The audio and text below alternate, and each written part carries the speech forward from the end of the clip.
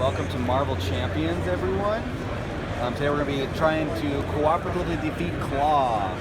So for the demo today, we're busting out the Claw. So, with Marvel Champions, the living card game, it is a wonderful cooperative game. So you're all playing heroes that are working together in different scenarios against very familiar villains from the comic books. So in this case, usually, so the first scenario you have is the Rhino, classic Spider-Man villain. During that storyline of fighting the Rhino, other villains will show up. So you might have the Vulture that appears and things like that. But the unique thing really comes down to is every single person is playing a different hero, and that hero has a pre-constructed deck that you can modify if you really want to get deep into the deck building portion of the game.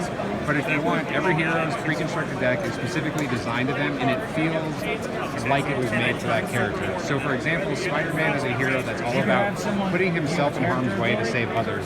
So he has a lot of cards that do that, that find yourself being able to take damage from other people, things like that. With that said, another key component about any Marvel hero is that seems like a free resource, right? So you have better than a free resource every turn doesn't exist in the card. Peter Parker, Spider-Man, things like that. So what's interesting is, say you have Spider-Man heroes in your group, you actually have special cards that you'll shuffle into the aerial deck for that scenario. He has another card that will let him do something else, like he has the trade here. So it itself doesn't do anything, it just kind of so then you actually have to flip to your alternate side and kind of do with these game effects where you have to deal with the fact that Peter Parker's kind of a poor photographer that has to figure out a way to pay rent. So it's like this other stress that's going on, and there's like a Aunt May card that you only really interact with by being in Peter form, but you can like get some health back if she's making some cookies or something like that. So it's a good way to gain health. I will say that that's one of the things I think that makes it stand out over like Marvel Legendary. Yeah, and I think that's key, and it really makes it feel like a Marvel comic because it's always about those two sides of the coin when it comes to that story. Because even with the villains, they always put a lot of kind of humanity behind them, but the heroes especially too. And what's nice is that if you have a group and someone is dedicated to playing Spider-Man or Black Panther or Iron Man, you'll continue to learn these decks and really kind of go into your roles because it's all story-driven. So the different scenarios you're playing, the first box will be its own story, so you kind of progress through some different villains, starting with the Rhino. As the game, being a living card game, there'll be new sets. So what will happen is the first expansion is actually like a small hero pack, and it's Captain America. So right out of the box, you can play Captain America. We'll be adding Kamala's Miss Marvel. She's awesome. And then there'll also be kind of small scenario packs. One of the first scenario packs is going to be the Wrecking Crew, which is really cool, so you'll be able to go up against the Wrecking Crew. And then in 2020, we'll also do the next story box, which will be a big box that's multiple scenarios, multiple villains, new heroes. So the progression will be once a month, you'll either get like a new hero, a new scenario, and then occasionally you'll get a big box story. So, and that's where it grows. And what's also nice is it's 1 to 4 players out of the box for the core box. So you're just buying one thing for up to 4 people to play. So, how did the Mysterio? And this is kind of an evolution of that game. So it's in that same vein where you are a group of people who are working off of limited information, limited communication. And in this one, You'll learn about there's a magic grimoire that is trying to guide you safely out of this library away from an evil wizard that's after all of you. So the grimoire can only communicate through kind of hints and vague like kind of vaguely tell you what an image is going to be. And the way, so what you're doing is you have to find the exit. The exit is represented by a circular image, like in that book. So I think it's the red picture. She clearly wants the red picture. It's the red door. These 2 images that they can use 2 little pointers to point at specific things. So in this one card, there's a stream and some trees. I think the wizards are not supposed to see it before the butterfly markers are on it. And everyone else is all about water. He can maybe put his pointer on that stream to hint so at, you can use when this I as lay kind of these a cards out on the table, you're going to want to try not look to for let them see what's inside it.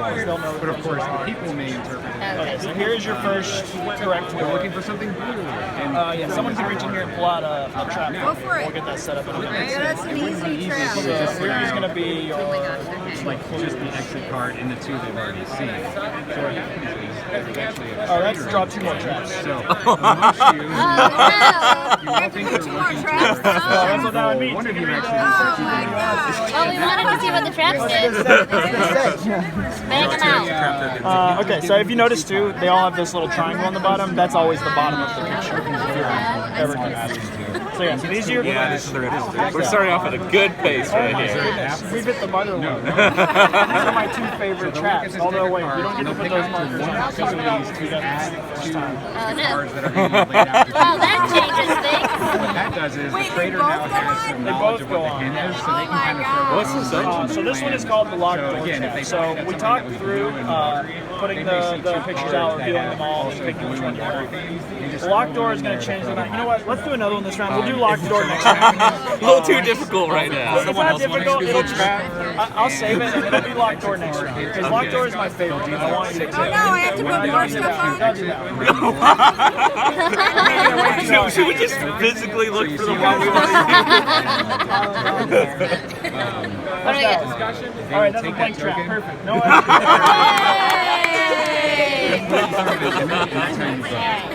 So, just turn what's it. also nice Careful, I'll is put them on the edge. there It doesn't is have to be a magnetic, majority vote. As long as it's one not on person the edge. finds So the exit card room, you continue on to the next one.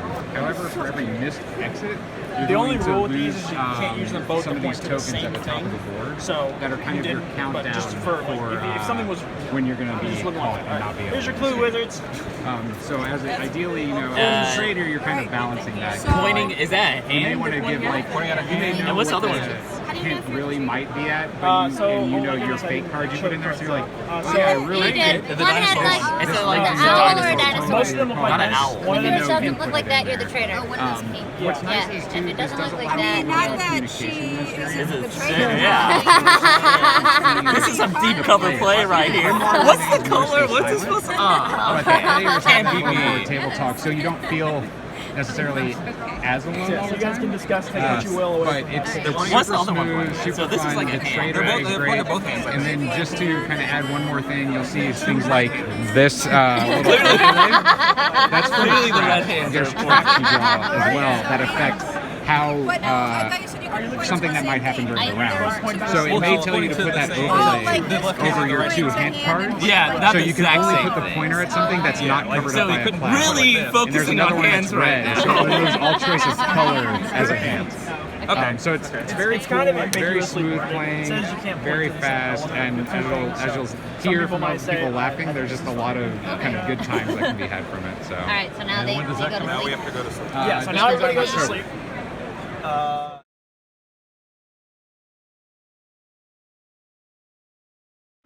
So if you guys are familiar with Splendor, the core of the game is still exactly the same. We're going to collect our gems, which are going to be the Infinity Stones up there. We're going to purchase our heroes instead of our mines, and we're going to use those to purchase more expensive ones. The 2 biggest difference between the original Splendor and the Marvel variant, one is our end game condition card. So we're going to play to 16 points now, and because we're working with the Infinity Gauntlet, we have to get 1 of every one of the gems represented. We also have the Time Stone represented up here, and you'll see that at the corner of all the Tier 3 cards. So it's going to make sure that you have to buy at least 1 Tier 3 card to trigger the end game. The other difference between this game and Standard is the Avengers tile here. So the Avengers tile works very similar to the old Nobility houses, except this one's going to be transient. So it's going to play just like Settlers of Catan, the longest road. The first person that gets 3 Avengers, and you get the Avengers marked in the middle there. First person with 3 gets this card, and they get 3 points for it. If she starts with 3 and I get 4 Avengers, I'm going to take this card from her. If I've got 4 and she gets 5, she's going to take it back from me, and we're going to trade her ground. Once someone has completed all of the requirements for this, has 16 points on all of these cards, it's going to start the end game. Every other player is going to get 1 turn. If another player can also complete this and get higher points than me, they're going to take the win from me. If I'm using this Avenger token as part of my 16 points, if on that last turn someone can take the Avenger card from me and I drop below 16, it's going to restart the end game. But outside of those differences, all of this stuff is going to be exactly the same as General Splendor. Now, is there only 1 of those endgame cards? To my knowledge, yes.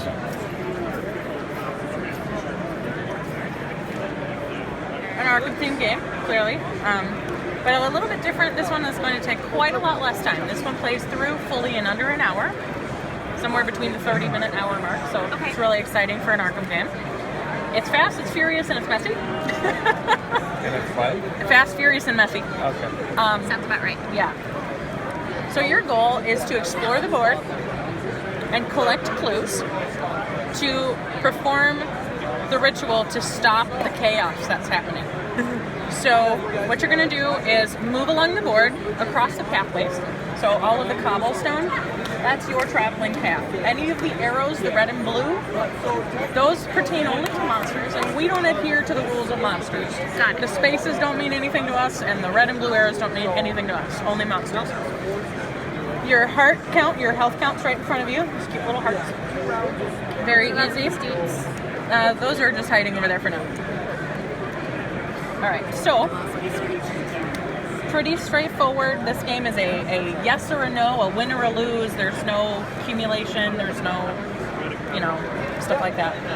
And even better, as an action or a movement, if it is not on your card, it will not be done. So you don't have to remember extra stuff to do and all that. So that's nice. So you're also going to get a hand of 4 of these guys, and these are what you call your priority cards. There you go. Yeah, you can look at those. And you'll see on these cards they have different numbers, right? And they also have 1, 2, or no eyeballs on them, right? And all of that is significant. The number pertains to the priority. So, if you flip over your top action card and read it to yourself, you'll notice that there's a line down the middle. The top part will be your higher priority item, and the bottom part will be your lower priority item. So, if your action card, you really, really want to do the top thing, you're going to want to set the priority a little higher. If you don't care and you want to do the bottom thing, you're going to want to set the priority a little bit lower. And how that works is whoever has this token is the lead investigator. So I'll be the lead investigator for this one. I'm going to check out my priority card here. And I'm going to go ahead and place that face down in front of me, and you guys can do the same thing. And we'll do this one in sequential order here. The lead priority or lead investigator will go first. I'm going to set a priority of 28 on mine. And then you get to go next and decide your priority. So if you definitely want to go before I go, you have to pick a lower number than 28. Highest is 30, yes, by the way. And if you don't care if you go last, higher number is okay. So you go ahead and lay your priority down.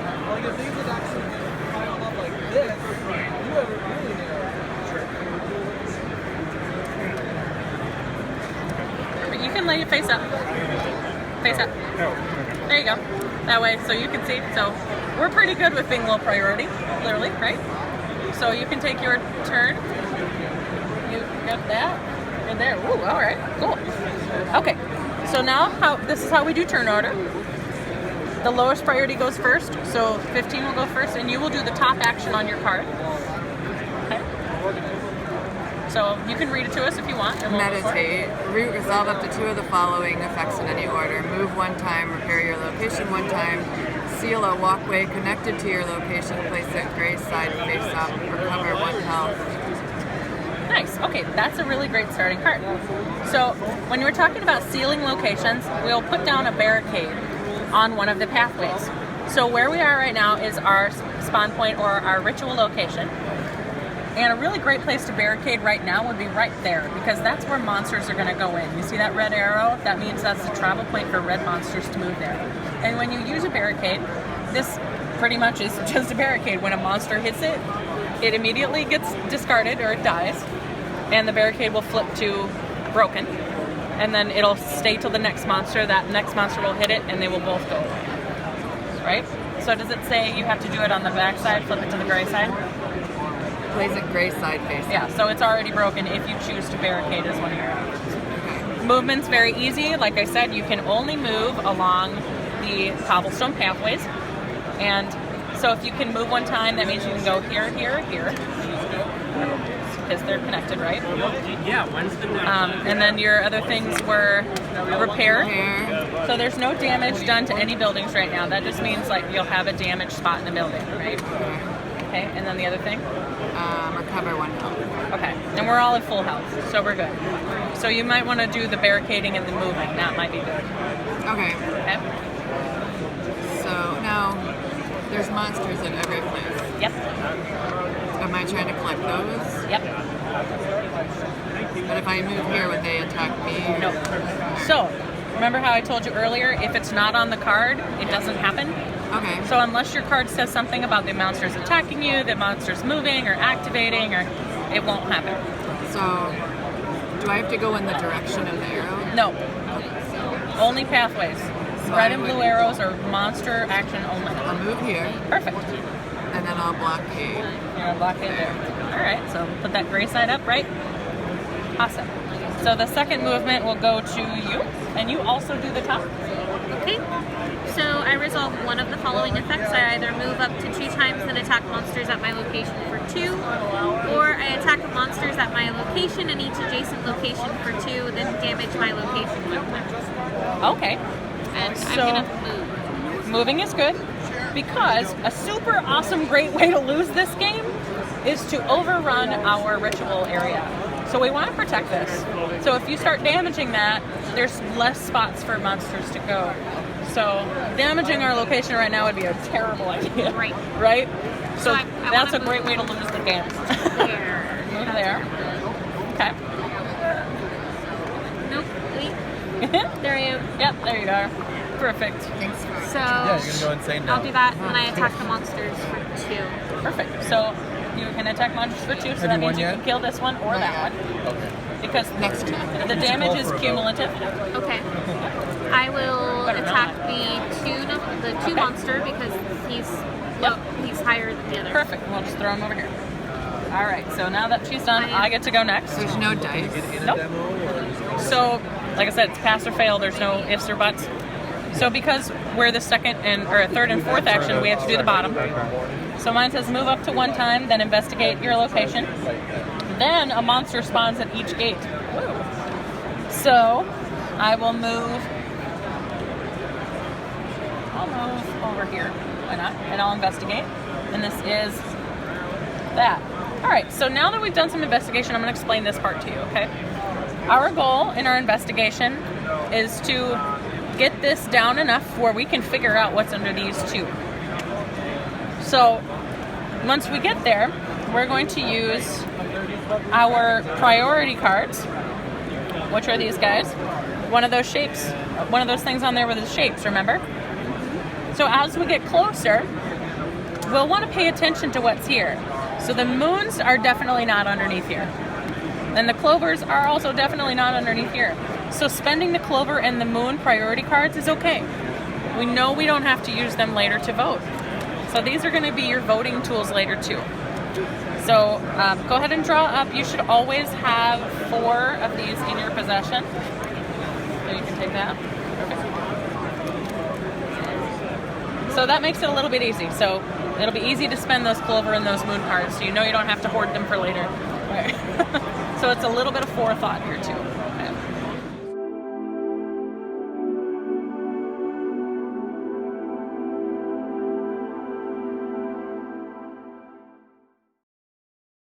If you would like to support us, you can visit patreon.com/dadvdaughter.